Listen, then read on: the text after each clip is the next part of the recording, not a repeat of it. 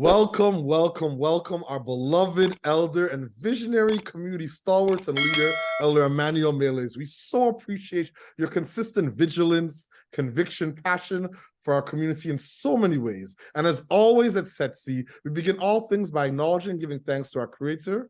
We acknowledge all the original stewards of the various lands we're on. We acknowledge all our ancestors, all those who toiled without compassion or compensation. We acknowledge all our elders and community stalwarts whose shoulders we stand on as we build, share, and learn together for our collective liberation and sovereignty. So, Elder Emanuel, can you please introduce yourself to our listeners and viewers and share a bit about your remarkable work?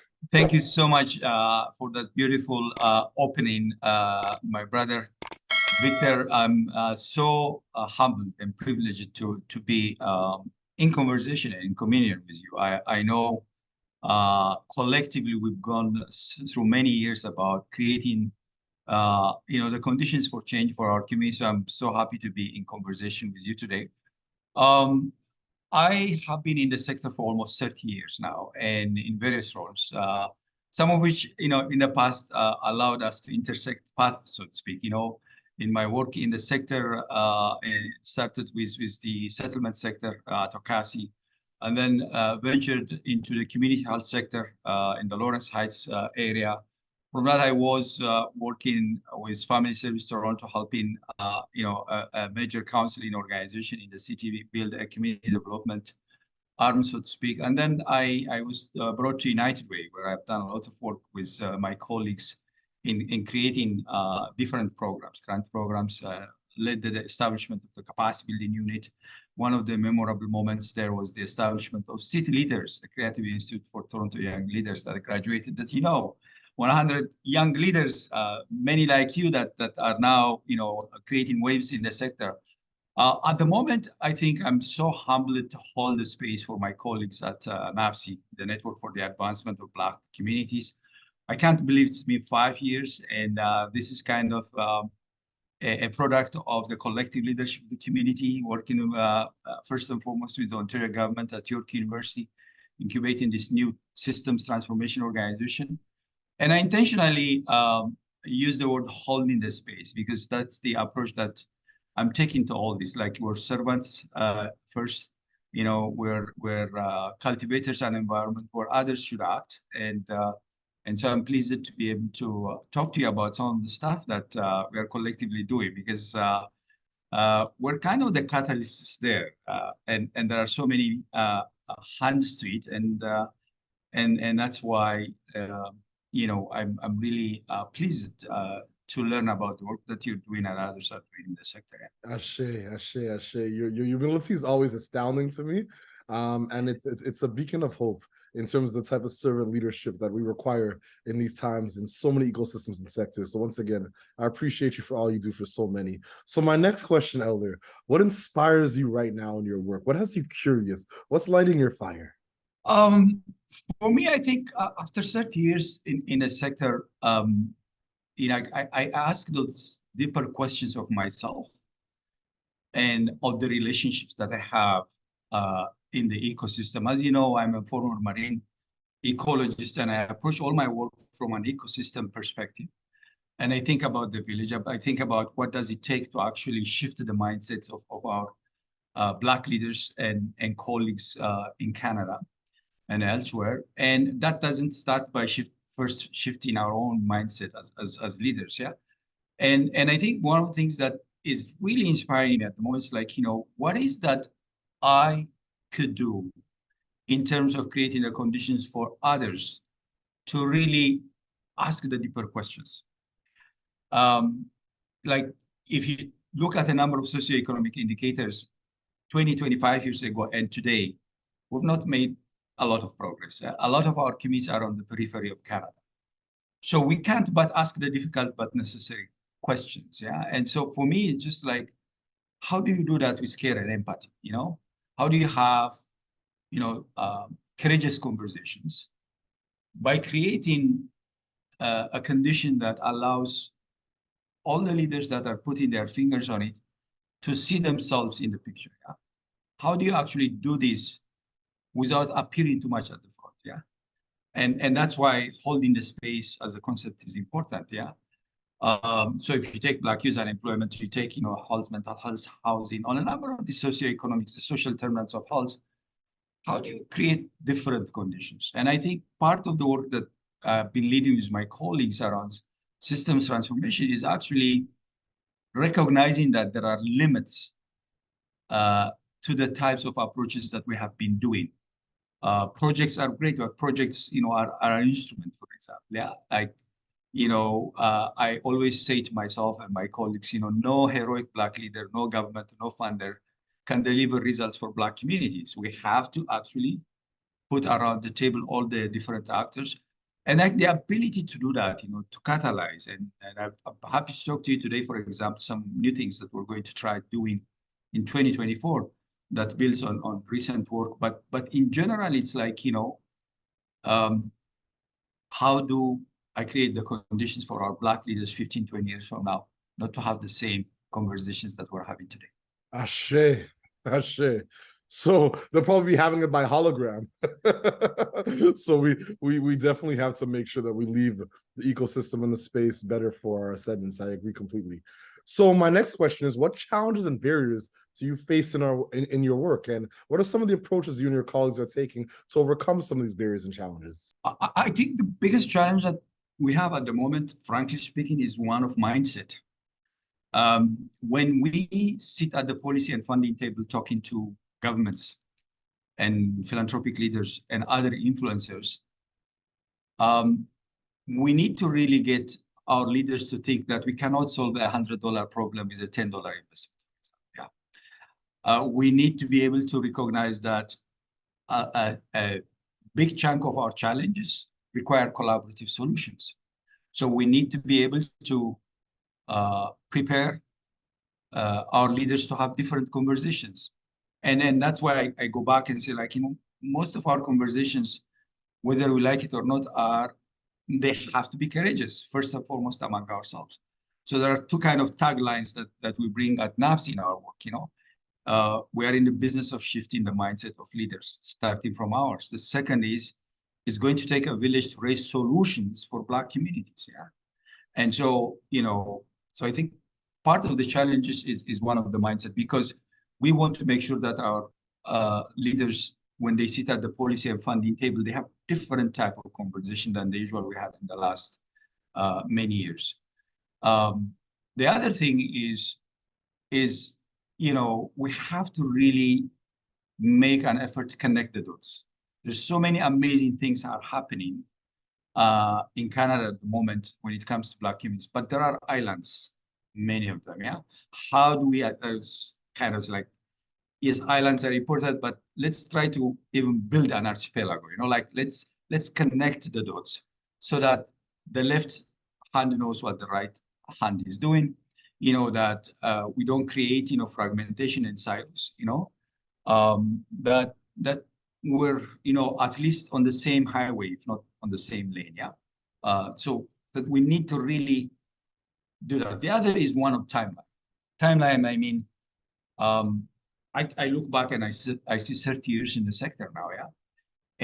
And so when I am sunsetting and looking at the future, I want to be able to lay the conditions that our leaders need to be able to tackle the challenge that we face in a different way. That's why innovation is important, yeah. And last year, for example, we joined the Community Foundations of Canada and Social Innovation Canada to a Canada-UK exchange week. And we really invested a lot of time to make sure that there was a sizable delegation of Black leaders joining that. The reason I say that is like, if anything, the challenge that we're facing as communities require innovation. So innovation should be mainstreamed, if you want, in the streets of Black Canada. Yeah? So part of this is like, trying to really, programs and services are important. We need investment there. We need to continue advocating, but it's time for us to actually pay attention into systems transformation. Yeah. And to do that, we need to understand the system. We need to be able to also go beyond our immediate goals. We need to look what's happening in the African diaspora.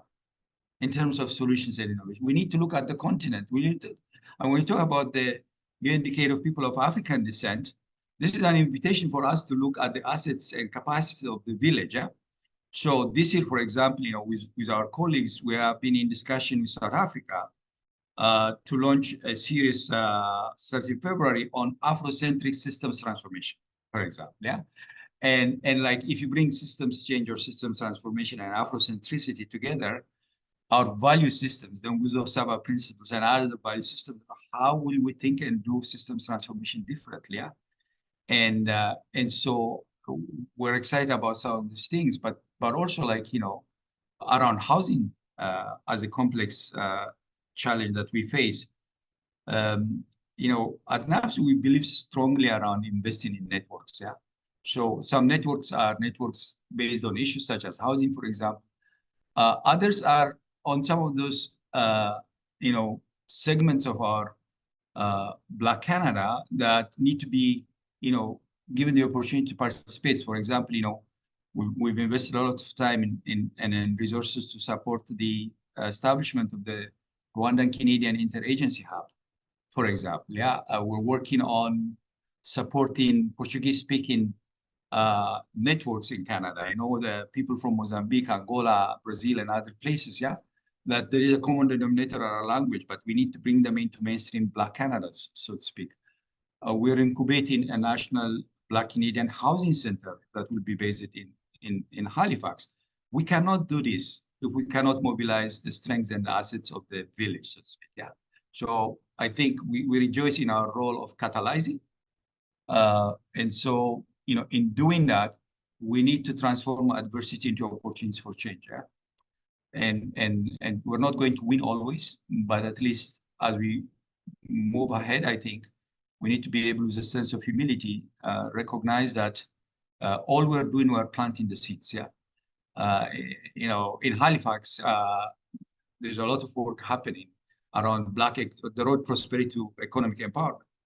In Calgary, there's a lot of stuff that's starting to happen around, the Calgary African Canadian Collective, 45 organizations there.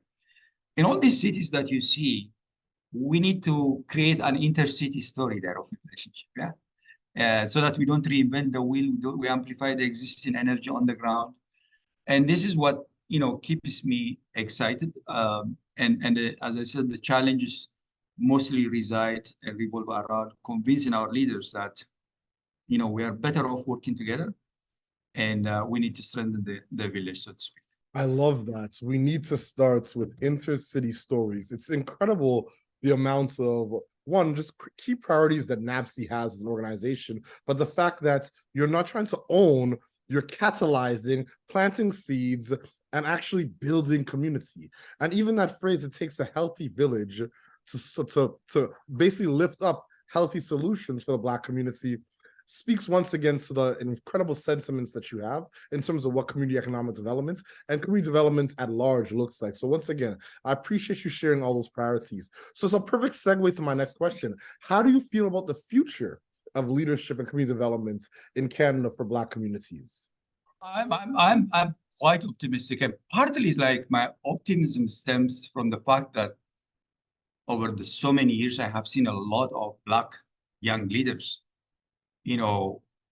with bold ideas and conviction, move forward and create stories of change, and create organizations of change. I've seen them in action over the last year. Even post-pandemic, we have seen a number of key Black organizations and leaders moving things for Black communities.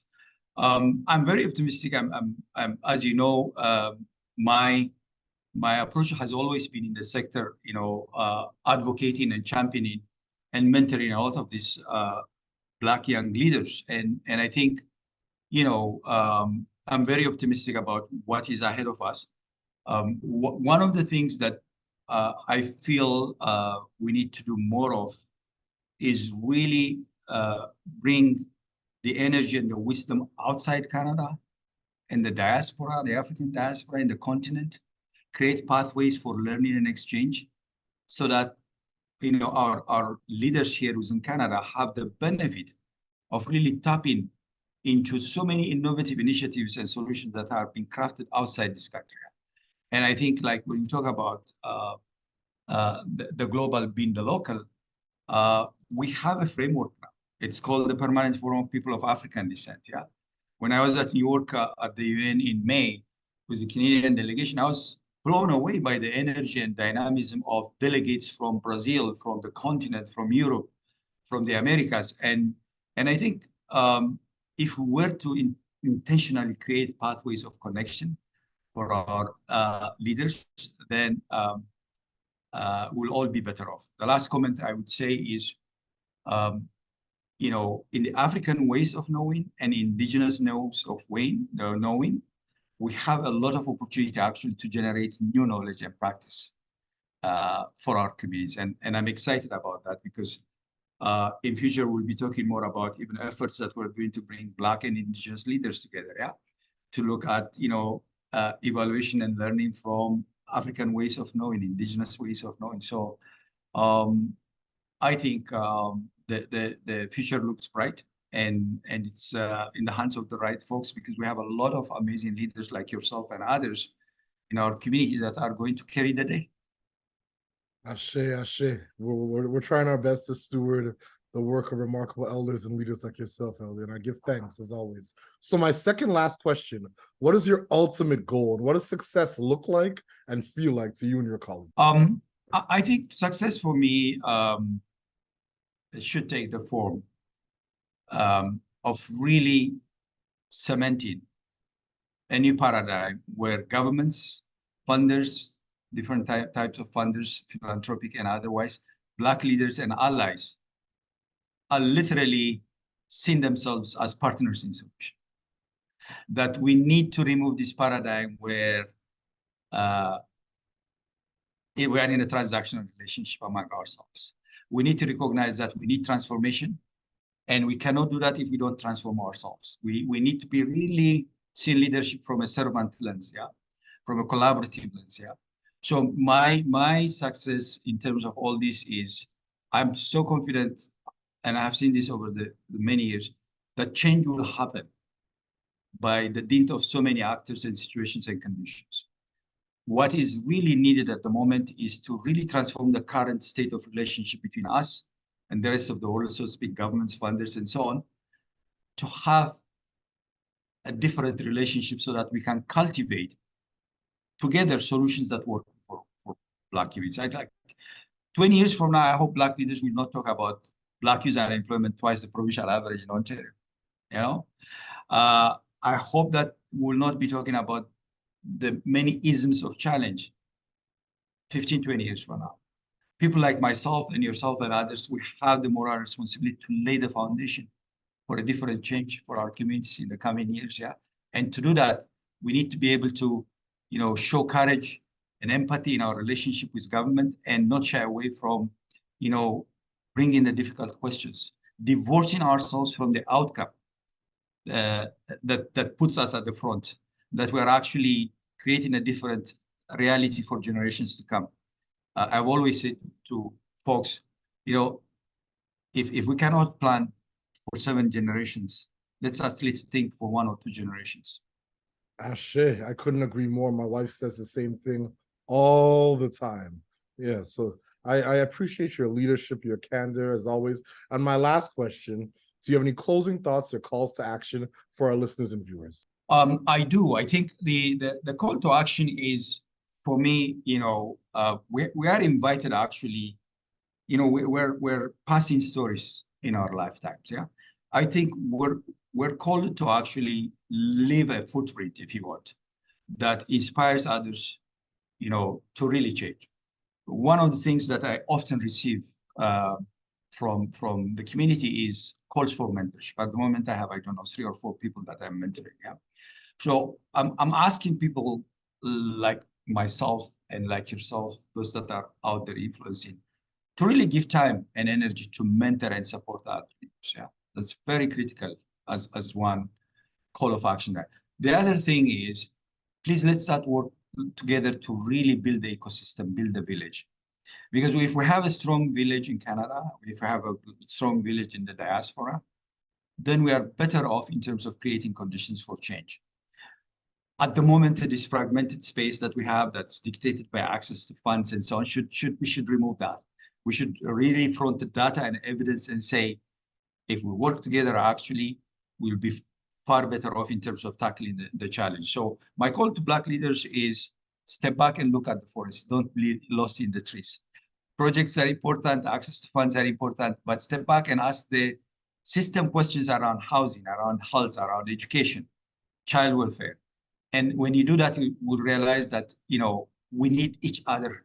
We need to create a wave of strengths, yeah? Let's not be driven by funds and access to dollars to do the thing. The funds are important, but they are an instrument, yeah? So I'm hoping that in 2024, we will endeavor more to be able to put time to connect the dots. Because if we do that, we have a stronger village and we're better off. Ashe, our strongest resource is our relationships. I couldn't agree more. Elder, you are a mentor, a guide, a humble, courageous, and honorable elder. And yeah, we love you and we care about you and we give thanks for all that you do for so many. You've consistently showed up when we've called, and that call and response is so important in our community. And just once again, I appreciate all that you do for so many. And at Setsi, we close the way we began, by acknowledging and giving thanks to our creator, by giving thanks to the original stewards, the various lands we're on. We acknowledge all our ancestors, all those who toiled without compassion or compensation, all those whose bones lie at the bottom of the transatlantic, who said freedom or death. We acknowledge all our elders, the community stalwarts, whose shoulders we stand on as we build, share, and learn together for our collective liberation and sovereignty. Thank you so much, Elder Emanuel. We appreciate you. My brother, thank you for all the leadership and the hosting and stewarding that you're doing. I'm so pleased to be able to continue the stories of change with you and others in 2024. Thank you for having me today. Ashe.